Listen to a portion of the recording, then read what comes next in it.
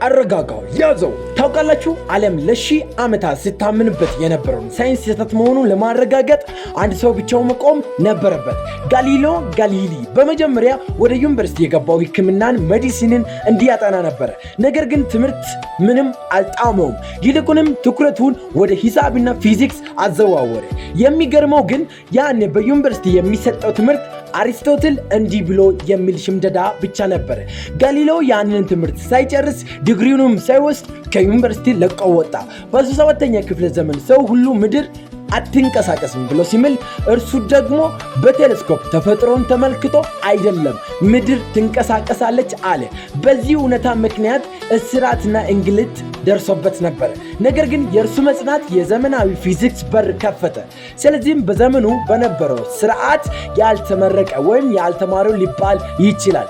ዛሬም እኛ የምናውቀው ሳይንስ የመጨረሻው እውነታው ነው ብለን እናምናለን። ነገር ግን ማይተም ቲዮሪ እንደሚነግረን ልክ እንደ ጋሊሌዮ ዘመን ሁሉ ዛሬ በዙሪያችን ስላሉ እንቅስቃሴና የአየር ግፊት ያልተነገሩ እውነታዎች አሉ።